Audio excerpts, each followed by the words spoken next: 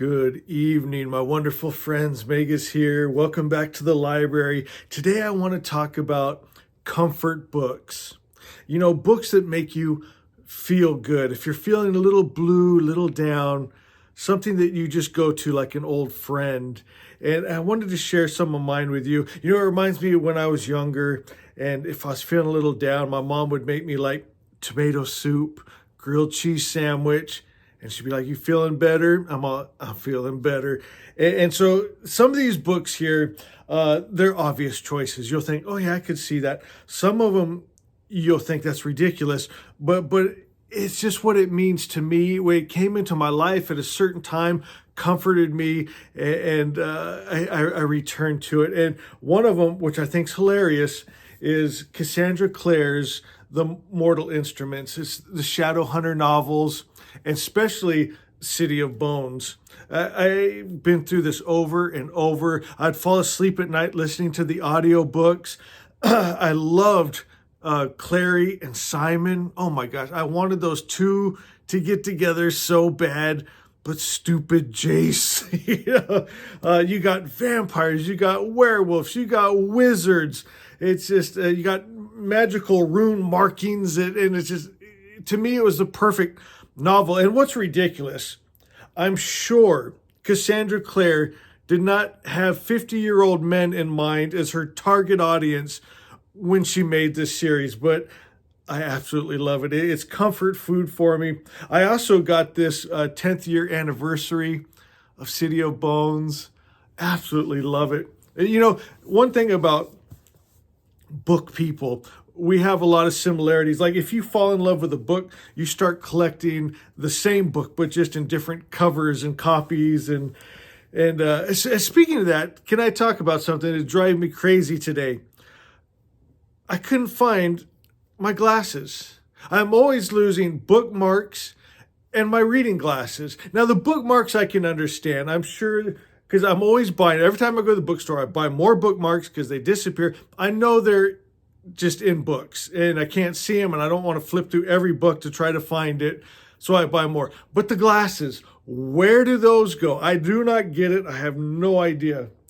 So my next choice for comfort books, I think everyone will agree, Harry Potter. I need say no more. It's Harry Potter.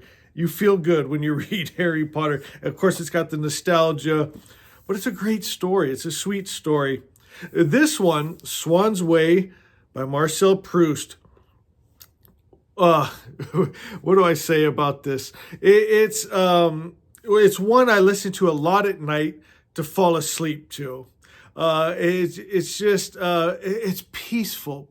The wording is beautiful, and it's not too stimulating. Let me read just a little bit of Proust to you and see how he paints such a beautiful picture with words. He says, "I had only just arrived in Cambrai.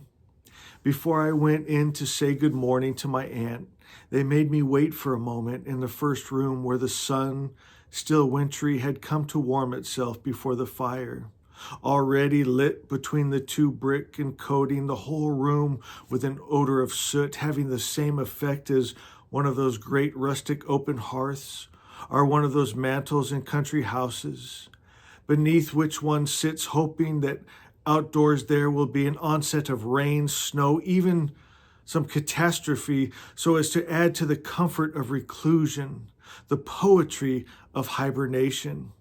I would take a few steps from the prayer stool to the armchairs of stamped velvet, always covered in crochet, and as the fire baked like a dough, the appetizing smells with which the air of the room was filled." So you get the idea.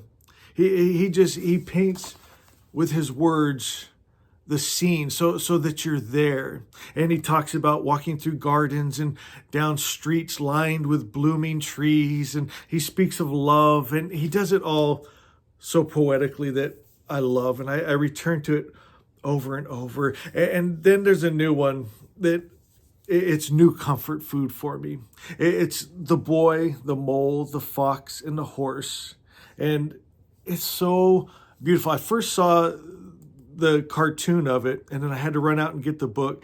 And I think one of the sweetest parts, it's the, again, found family that I love. And he finds home amongst friends. And when they ask him, what do you want to be when you grow up? He says, I want to be kind. And I think that is everything. So do you know what I'd love, guys? Go to the comments. Let me know if any of these interest you. And then also tell me, what's your comfort books? And know Magus loves you.